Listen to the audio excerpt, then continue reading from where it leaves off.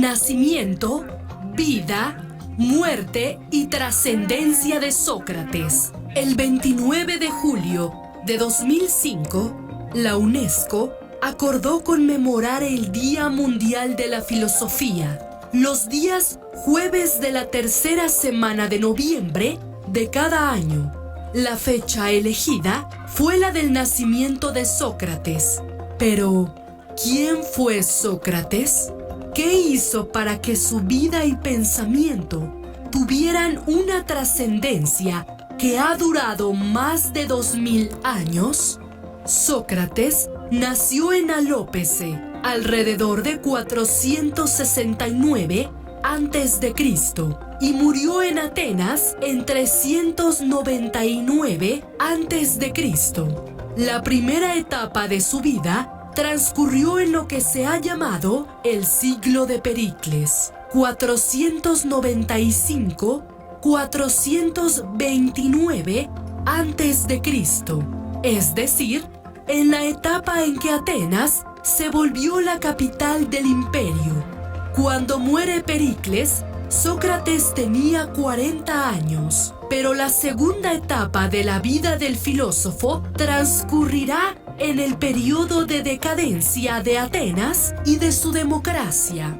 En el mundo cultural de Sócrates, la primera parte transcurre cuando gobierna Pericles. Y Pericles pues fue un gran dirigente que atrajo, primero convirtió a Atenas en un gran centro de un imperio, digamos, ¿no? Y luego allí en Atenas se hicieron los grandes edificios, los grandes que hasta ahora se conservan, el Partenón, por ejemplo, o bien estatuas, las estatuas de Fidias, y grandes escritores llegaron también, y filósofos. Entonces la primera parte, digamos, los primeros 40 años de vida de Sócrates transcurrió durante ese periodo de auge de Atenas. Pero luego vino, los otros 30 años, la decadencia de Atenas, porque Atenas siempre estuvo en debate con los espartanos y con los persas. Entonces, siempre en grandes guerras, las llamadas las guerras del Peloponeso, ¿no? Así que fue un momento importante de Atenas, fue el brillo de la gran Atenas y la decadencia. Una gran cantidad de historiadores, filólogos y eruditos han estudiado la vida de Sócrates, pero la dificultad es que no escribió nada. Todo lo que se sabe de él proviene de algunos que fueron sus discípulos, otros que conocieron informaciones y finalmente otros más que lo convirtieron en objeto de burlas y críticas. Entonces, en realidad, ¿quién fue Sócrates?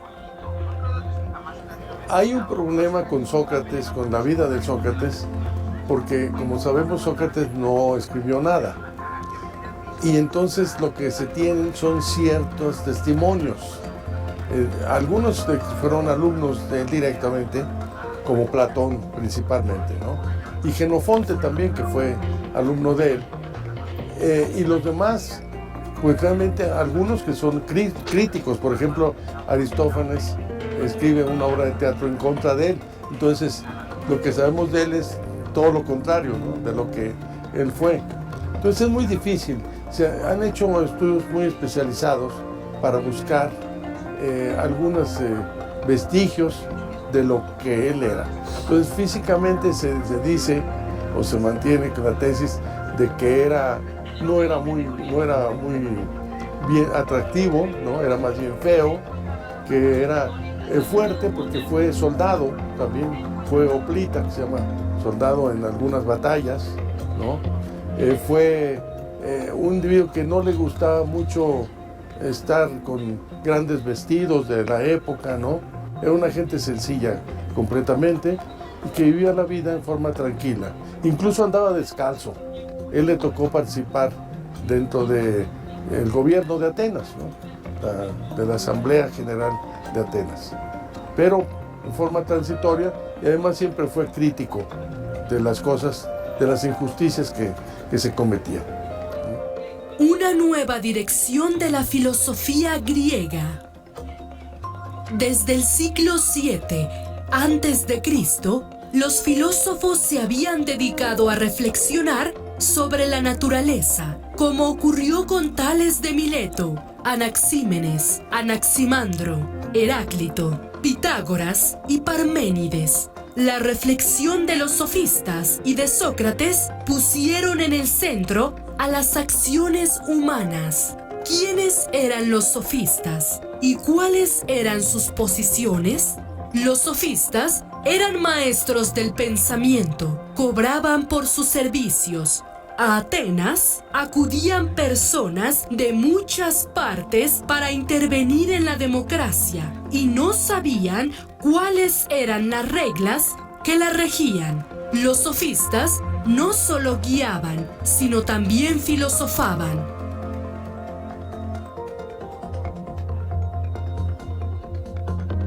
Sócrates decía que era necesario cuidar el cuerpo y el alma, el espíritu, ¿no? Pero el problema es que le preguntaban, bueno, ¿qué pasa con el espíritu? El que da una teoría más amplia es justamente Platón. Platón dice que antes de que las almas fueran al cuerpo, ¿no? Sabían todo, que estaban todo, conocían todo, pero pasaban, ese es el mito llamado mito de que es parte de la República. La República ya es un diálogo de madurez de Platón, y entonces las almas llegan al cuerpo, pero llegan olvidando todo lo que sabían. Por lo tanto, el conocimiento es recordar lo que el alma pensaba, y luego cuando el cuerpo muere, el alma va y transmigra en otras circunstancias. Si el individuo se portó bien, transmigra en una forma mejor. Si se portó mal, entonces en una forma peor. Eso después lo toma el cristianismo, ¿no? Proceso contra Sócrates. Platón fue el más importante discípulo de Sócrates. Todo lo que sabemos de su pensamiento y vida se encuentran en los diálogos. En la Apología de Sócrates se describe el juicio y condena de Sócrates. Meleto, poeta, presenta ante el arconte la acusación de que Sócrates delinque corrompiendo a los jóvenes y no creyendo en los dioses en los que la ciudad cree, sino en otras divinidades nuevas. A esa acusación se agregan Licón y Anito. Meleto propone la pena de muerte, a lo que Sócrates responde: ¿qué conviene a un hombre pobre, benefactor y que necesita tener ocio para exhortaros a vosotros ser alimentado en el Pritáneo?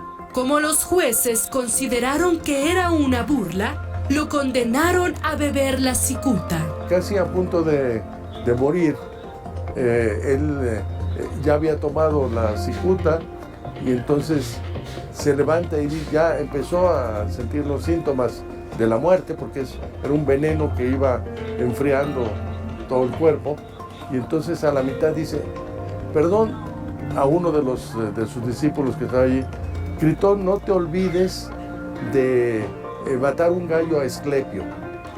Y Esclepio es el dios de la salud. ¿Cómo podemos hacerle un gallo a Esclepio? Se sacrifica el gallo cuando uno se alivia.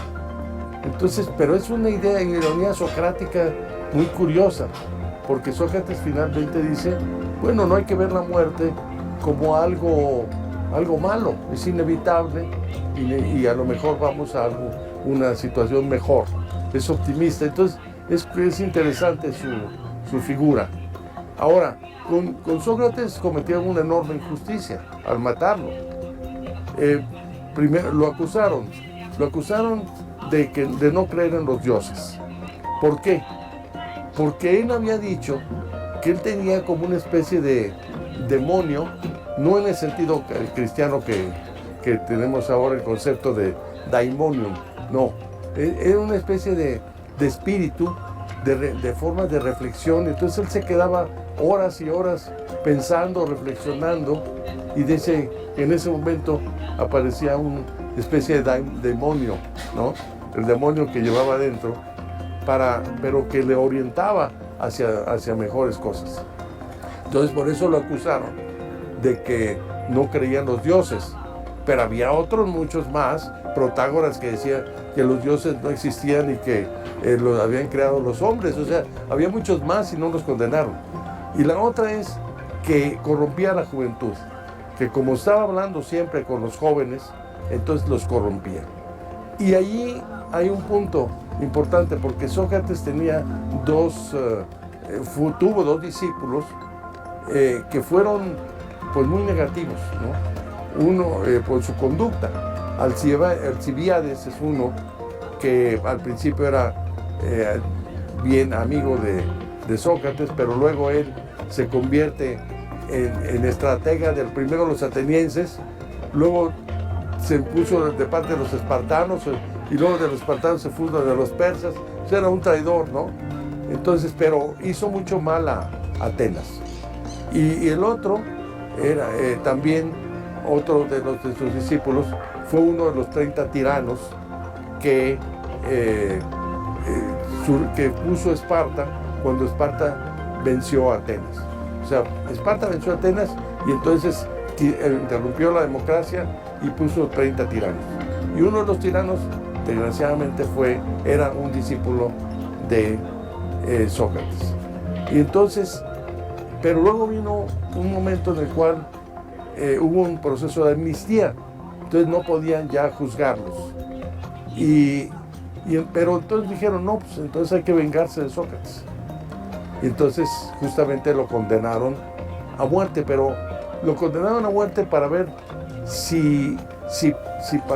para ver si él podía, digamos, salvarse de alguna manera.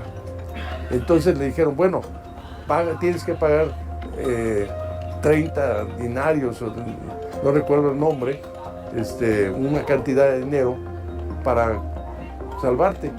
Y él dijo, no, yo no puedo pagar eso.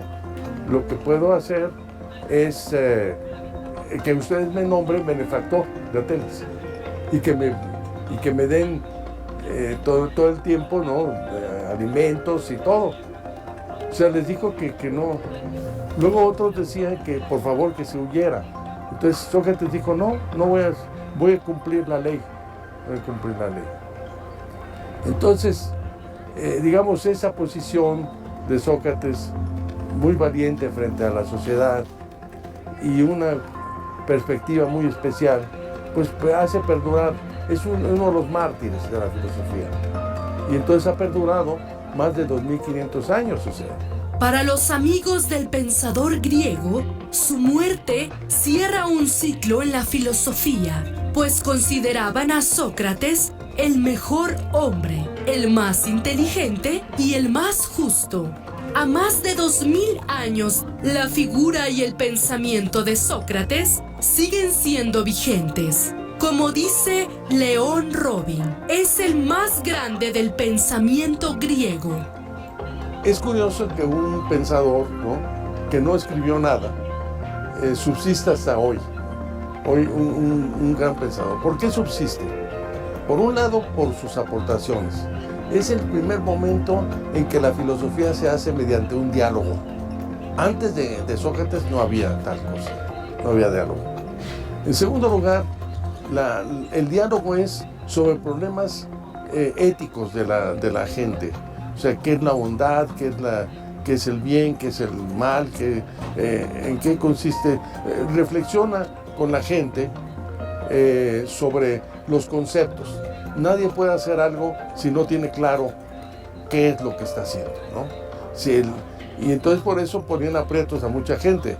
Entonces llegaba con un militar a ver qué es la violencia militar, o llegaba con un zapatero, qué es lo que hace usted, en qué consiste. Y entonces empezó a poner en cuestión a mucha gente. La gente no le cayó muy bien. Pero ese es otro elemento muy interesante, porque para Sócrates hace una filosofía mundana, una filosofía para el pueblo, para la sociedad, para todos. No una filosofía como ahora la vemos, encerrada en los cubículos, ¿no? Sino es una filosofía pública. Creo que hay una tendencia hoy a que la filosofía sea pública y que es muy importante y se basa justamente en Sócrates. Luego Sócrates también desarrolló un método que se llama la mayéutica. Mayéutica es un concepto vinculado a la obstetricia, es decir, el parto. Y entonces, es decir, la técnica para el parto, el mayéutica. Y en este caso es el parto de las palabras. Es decir, en el diálogo surgen los conceptos. Y los conceptos es necesario definir en qué consisten para poder actuar adecuadamente. Luego dice una cosa muy importante, Sócrates, una vida sin reflexión, sin autorreflexión, no vale la pena vivir. No podemos estar viviendo así, digamos, sin pensar en quiénes somos o en quién es nuestro entorno, etcétera.